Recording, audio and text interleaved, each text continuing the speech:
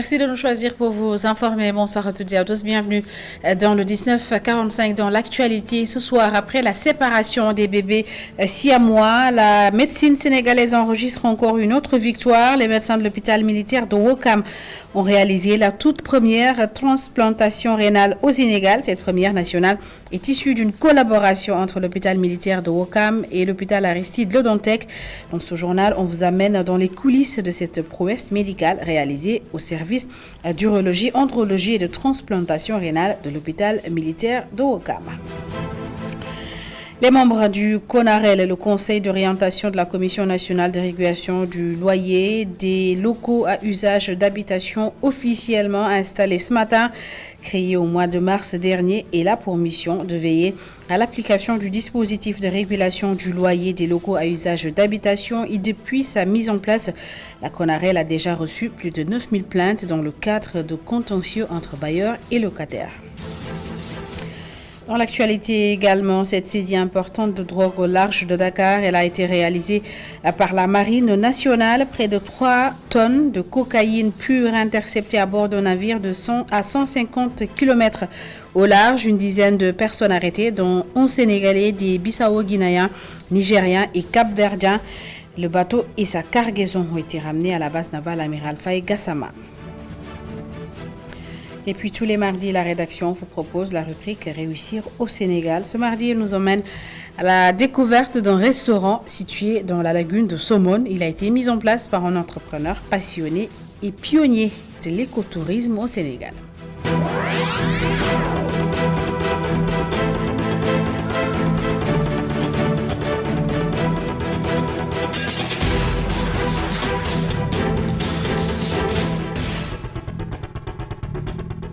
Mais d'abord, les avocats de l'opposant Ousmane Sonko ont déposé un rabat d'arrêt à la Cour suprême de Dakar. Ce dépôt intervient quelques jours seulement après la publication de l'arrêt de la Cour suprême cassant et annulant la décision du tribunal de Ziguinchor. Ousmane Sonko qui avait ordonné sa réintégration sur les listes électorales. Les robes noires plaident une célérité de la procédure pour permettre aux leaders de l'ex-parti PASTEF de participer à l'élection présidentielle de février 2024.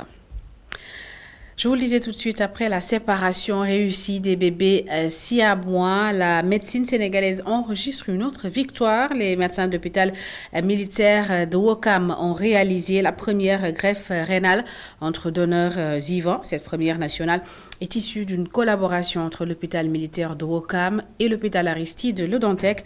Et dans les coulisses de cette prouesse médicale réalisée au service d'urologie, andrologie et de transplantation rénale de Ouakam avec Aïssatou Kane.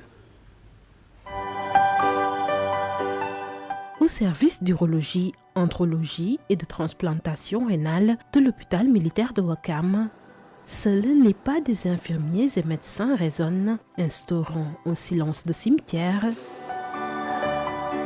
Dans une cabine empreinte d'émotion, Mohamedou Abdoulaye Ndiaye, affaibli mais résolu, a offert le don précieux de son rein à son propre frère. C'est un sentiment de satisfaction au plan personnel.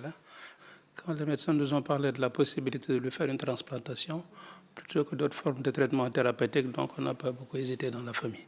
Ça a été une décision de famille, parce qu'il y avait d'autres membres de la famille aussi qui s'étaient portés volontaires.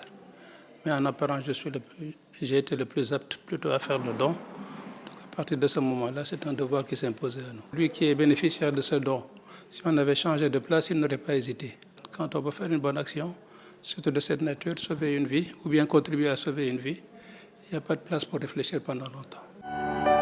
Cet acte empreint d'humanisme et de bravoure, perçu comme naturel à ses yeux, a fleuri. En succès éclatant, l'intervention s'est avérée être un succès. C'est des assurances qu'on nous avait données au préalable en nous présentant des statistiques sur les taux de réussite qui étaient vraiment très excellents et rassurants à l'étranger. Comme ça se faisait ailleurs. Au Sénégal, c'est vrai que c'est une première, mais bon, puisque les qualifications sont les mêmes, notre personnel médical aussi, on ne doute pas de leur capacité. Donc on s'est dit que ce qui réussit à l'étranger, il n'y a pas de raison que ça ne réussisse pas au Sénégal. On le magnifie, tout en lançant quand même les appels aux personnes concernées, pour que cette action-là ne reste pas comme une première simplement, mais qui fasse l'objet de la plus grande vulgarisation en termes de traitement. Un couple, 2 frères et 2 sœurs incarnent les premiers bénéficiaires d'une transplantation rénale historique au pays, rendue possible grâce à l'agrément ministériel, fruit de la collaboration entre l'hôpital militaire de Ouakam et l'hôpital de Dantec. C'est au mois de novembre enfin que nous avons pu réaliser, parce qu'en fait, une fois l'agrément obtenu, il fallait constituer les couples, il fallait faire toutes les analyses de routine, faire le typage pour voir la compatibilité. Et nous pouvons dire aujourd'hui, nous n'en sommes pas peu fiers que nous avons en fait la plateforme HLA pour pouvoir faire les tests. C'est d'abord une fierté. Et nous remercions Allah, vraiment, de nous avoir amenés jusqu'à transplanter. Parce que nous avons une équipe qui était engagée, qui tenait à transplanter pour le bien des populations. Quand vous voyez les patients, vous voyez cet espoir dans leurs yeux de la transplantation. Quand vous savez ce que coûte une transplantation à l'extérieur, vous ne pouvez qu'être fiers. L'hémodialyse n'est plus l'unique horizon pour les patients touchés par une maladie rénale terminale. Désormais, une douce lueur d'espoir éclaire le chemin de chacun d'entre eux. Nous attendons en fait les autorités. C'est elles qui vont déterminer comment vont se passer les autres transplantations. Ce qu'il faut dire, c'est que pour ces 3 premières transplantations faites par le consortium HMO Le Dantec étant fermé, c'est HMO qui a tout supporté. Tous les frais ont été pris en charge par l'hôpital. Jusqu'à la fin du processus, je vous avoue que c'est assez lourd. Ce n'est pas quelque chose que nous pourrons supporter s'il n'y a pas de subvention, s'il n'y a pas d'aide, s'il n'y a pas en fait un canevas déterminé par le ministère de la Santé. Au cœur de cette avancée médicale, nos médecins, jadis résignés, réécrivent désormais des histoires de triomphe, un rayon d'espoir, une renaissance pour ceux qui avaient perdu tout espoir. Et pendant ce temps, à l'hôpital d'Al Djam de Guédiawaye, le personnel dénonce une mauvaise gestion de l'infrastructure sanitaire. Il a d'ailleurs mis en place un collectif que le directeur de l'hôpital ne reconnaît pas. Le voici, Moussa Samdaf, au micro de Boudal Ndiaye et Cheikh Magat Mbaye. C'est que quand un malade vient, c'est toute la famille qui déménage, au point de transformer l'unité d'hospitalisation en maison. Ce que nous refusons ici à Dalal Djam. Du moment qu'il y a du personnel qui suit le malade, on ne peut pas accepter que des parents partagent les mêmes lits avec les malades. Quand les agents ont été redéployés ici à l'hôpital Dalal Djam, nous les avons reçus au même titre que ceux qui sont affectés par le ministère ou ceux que nous recrutons pour faire avec eux des entretiens. Il n'y a pas de collectif ici. Du moment que vous avez été affecté en bonne et due forme, pris service, vous devenez de facto des agents de l'hôpital Dalal Djam. Donc pour moi, quand on parle de collectif, je ne reconnais pas de collectif, je reconnais les travailleurs de l'hôpital Dalal Djam. Maintenant, il se trouve que récemment, il y a eu des agents que j'ai remis à la disposition de la direction de l'hôpital de Dantec. Mais, par contre, l'hôpital également a un système de fonctionnement. L'hôpital procède à des contrôles réguliers de présence. Si les gens ne veulent pas respecter la discipline ici, ça ne sera pas le cas. Quand maintenant les gens sont rappelés à l'ordre et qui refusent d'obtempérer, mais on les remet à la disposition de l'hôpital de Dantec. Toujours dans le chapitre chanté, l'hôpital régional Thierno Birahim Daoud de Kaffrine, confronté à un déficit de sang. L'hôpital a besoin chaque mois de près de 300 poches de sang, selon les responsables de la banque de sang. Un objectif qu'ils n'arrivent toujours pas à atteindre, et pour combler le gap, les autorités comptent sur l'aide des populations et leur demandent de se mobiliser pour sauver des vies. Plus de précisions avec notre correspondant sur place, Boubacar Falbop. Régulièrement, des demandes de dons de sang en urgence sont partagées à travers les réseaux sociaux au profit de patients de l'hôpital régional Thierno Birahim Daoud de Kaffrine. L'hôpital régional bu mag boo xam ne ni mën na accueillir lu bëri mais loolu aussi moo waral L'hôpital Thierno Birahim Ndao est un hôpital qui accueille beaucoup de malades. C'est pourquoi le besoin de sang est régulier. Mais il y a aussi le fait qu'à Kaffrine, les populations n'ont pas l'habitude de donner de leur sang. Il faut savoir que si quelqu'un a un proche malade qui a besoin de sang, demain, ce sera notre tour.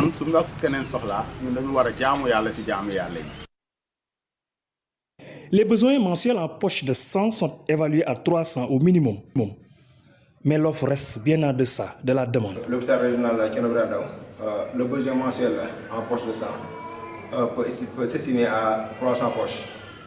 Et souvent, on note des pénuries le plus souvent. Ce qui peut s'expliquer aussi par rapport aux besoins qui est vraiment énorme par rapport à la demande que nous disposons. Plusieurs raisons expliquent le besoin constant de poches de sang. Qui est le niveau 2. Donc tous les malades qui arrivent là-bas arrivent souvent dans une situation vraiment compliquée qui nécessite une transfusion sanguine. Alors, l'autre aspect aussi, Kaffrine est une zone accidentogène. Les populations devraient davantage donner de leur sang pour continuer à sauver des vies. Je vous l'annonçais dans les titres, les membres du CONAREL, le Conseil national de régulation du loyer des locaux à usage d'habitation, ont été officiellement installés ce matin. C'était en présence du ministre du Commerce et de la Consommation. Et depuis sa création en mars dernier, la CONAREL a déjà reçu près de 10 000 plaintes dans le cadre de contentieux entre bailleurs et locataires. Explication, Mme Seynabou Babou.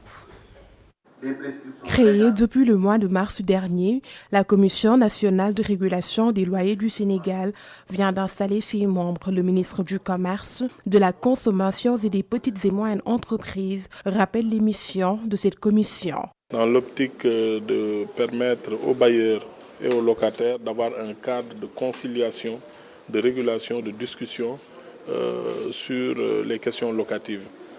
Depuis le mois de mars, le secrétariat exécutif, c'est-à-dire l'organe exécutif, s'est déployé sur le terrain avec l'installation des commissions régionales et départementales qui permettent de prendre en charge les contentieux et les difficultés entre bailleurs et locataires.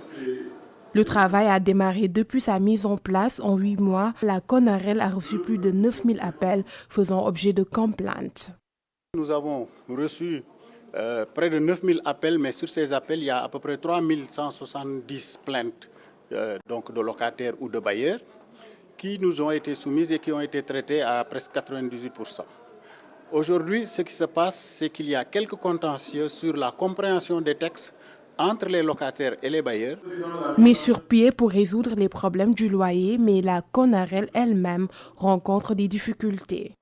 Nous installons officiellement la commission, alors qu'elle a été créée il y a 8 mois de cela. Donc il y a un certain nombre de retards qui fait que la commission ne peut pas encore faire tout ce qu'elle peut faire.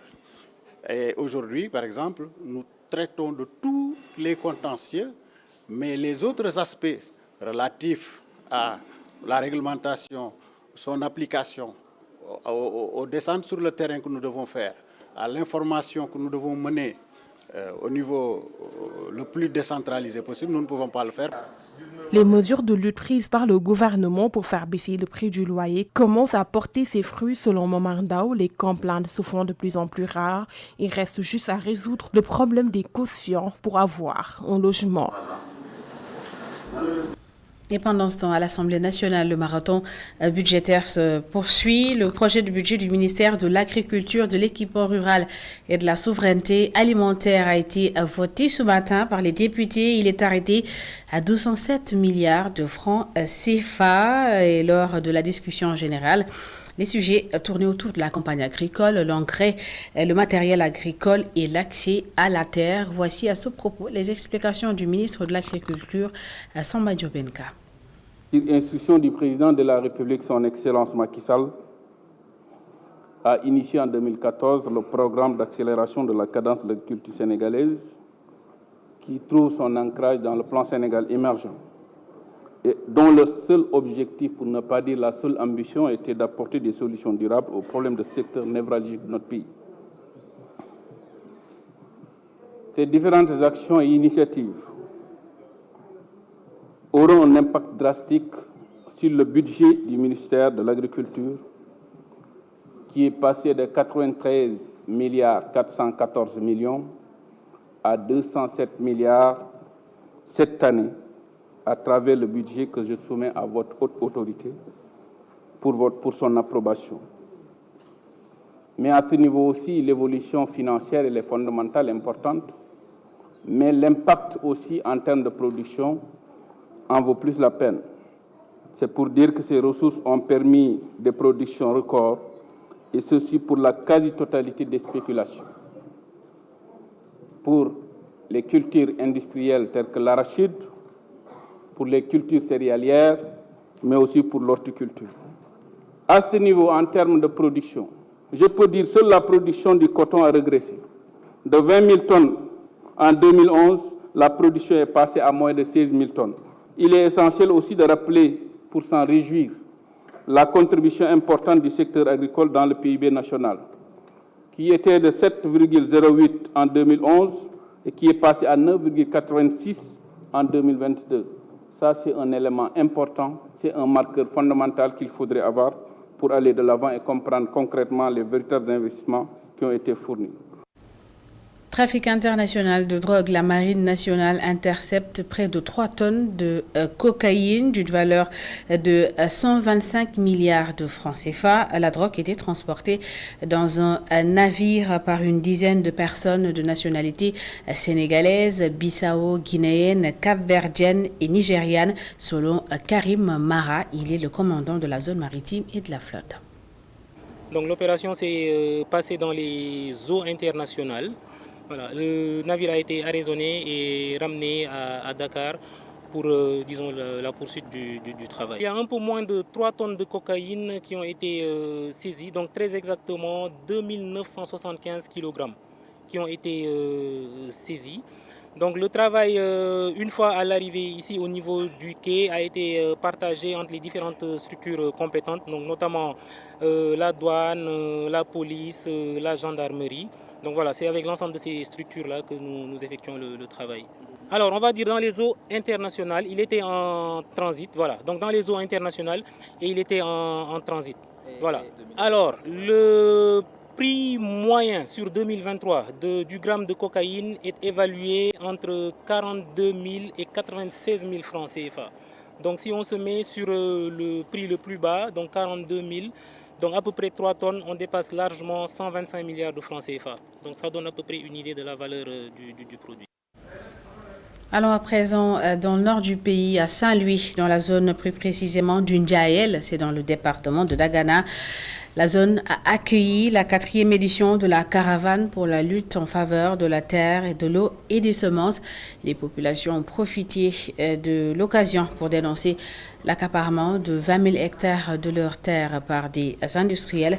Explication de nos correspondants dans le nord du pays, Momar Alisnian et Mokhtar Sek.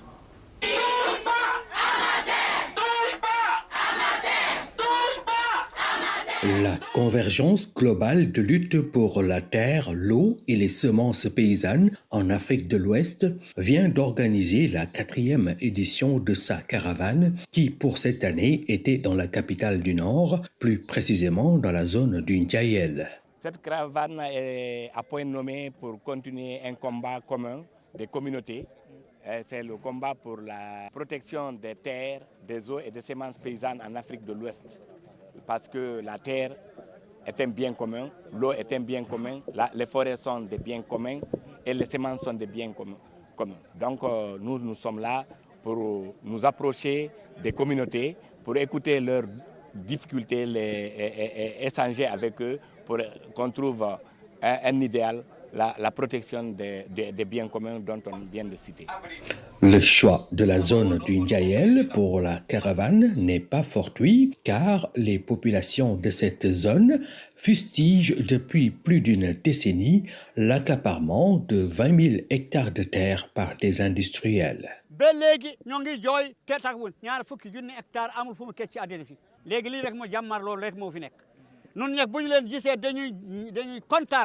À travers cette caravane, la convergence globale de lutte pour la terre, l'eau et les semences veut pousser les États à revoir leur politique dans le domaine du foncier. Et pour échanger sur les défis sécuritaires auxquels font face les assureurs conseils, l'Association sénégalaise des assureurs conseils du Sénégal a organisé plusieurs journées de discussion, une occasion pour les acteurs de ce secteur d'inviter et surtout de convaincre les Sénégalais à assurer leurs biens pour se protéger. Plus de détails avec Papa Bokar Mbawa. Le Sénégal se place à la 3e position du classement de la Conférence interafricaine des marchés d'assurance. Le Sénégal est en 3e position au niveau du marché ciment. Peut-être que si on continue à travailler, on va se retrouver en 2e position. On a presque 250 milliards de chiffre d'affaires. Rakiwan, la directrice de l'Association sénégalaise des assureurs conseils, en profite pour inviter les Sénégalais à assurer leurs biens face à une multitude de défis sécuritaires. Tout le monde sait qu'on a eu des accidents assez pénibles cette année surtout. Et puis il y a les accidents aussi liés aux incendies dans les marchés qui ne sont pas assurés malheureusement. Et dans les locaux à usage d'habitation, on a assisté à un drame il n'y a pas longtemps à Castor. Donc en plus de ça, il y a les catastrophes naturelles, comme on l'a dit, dues au changement climatique dans le monde. Et on n'est pas épargné, il y a les inondations, il y a la sécheresse. Donc les défis sont énormes. Avec les nombreux incendies dans les marchés au Sénégal, Rakiwan alerte les commerçants. Les marchés devraient pouvoir être assurés. Mais pour cela aussi, il faudrait qu'ils se mettent à certaines normes.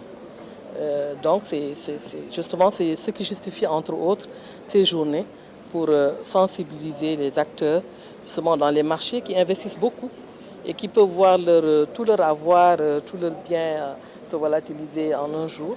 Justement les inciter à prendre des assurances pour se protéger, pour se prémunir contre de tels aléas.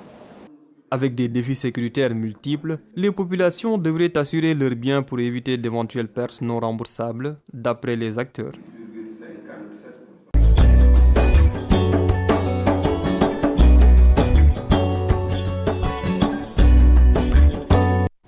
Et puis cette semaine, l'équipe de Réussir au Sénégal nous amène sur la Petite Côte à la découverte d'un restaurant situé dans la lagune de Somone. Le restaurant s'appelle Chez Rasta. Il a été mis en place par un entrepreneur passionné et pionnier de l'écotourisme au Sénégal. Il s'appelle Mohamed Ba et il a bien accepté d'accueillir nos équipes dans son magnifique restaurant Aïssatou Kane.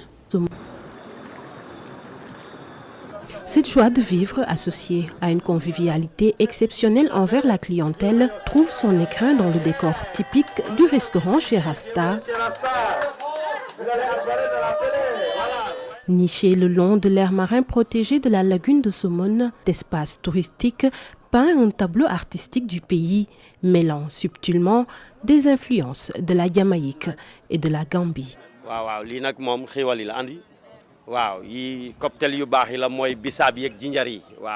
Ce sont nos cocktails bissap et gingembre. Attends, je te passe le tamarin. C'est ça le Sénégal. J'ai incorporé le drapeau du Sénégal, de la Gambie, mais aussi celui de la Jamaïque, étant un fervent admirateur de Bob Marley. Comme man, fanatique de Bob Marley là, je préfère le drapeau Jamaïque. L'ambiance musicale, délicieusement éclectique, chatouille l'oreille des convives venus d'horizons variés.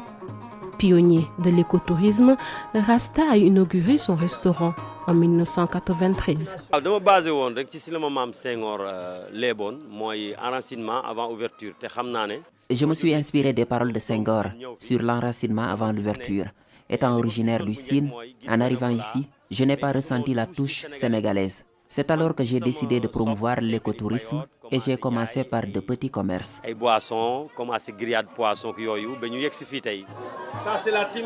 L'enfant de Ndofène a foulé les rives de la lagune de Somone, une ascension semée de difficultés avant d'atteindre le sommet. Parcours du combattant, j'ai profité de New Ndofène.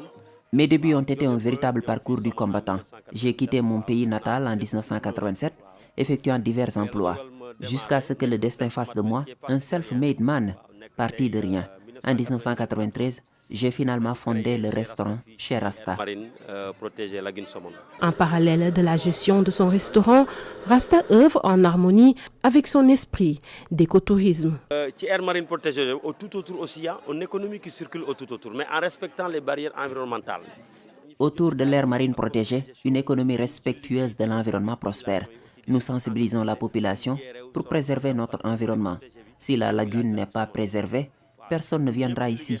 Notre renommée repose particulièrement sur cette aire marine protégée. Rasta, parti de rien, a transformé la lagune de Somone en toile de sa réussite. Son restaurant chez Rasta exprime le rêve d'un homme, un exemple que réussir au Sénégal est tout à fait possible.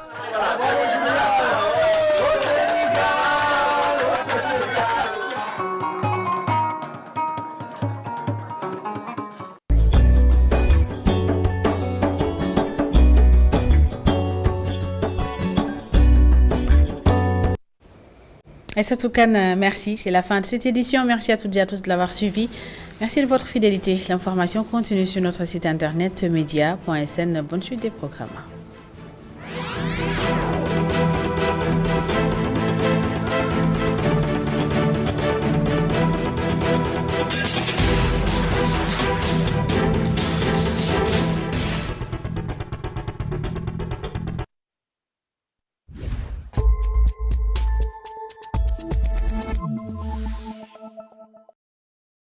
Dem Dik, plus qu'un patrimoine.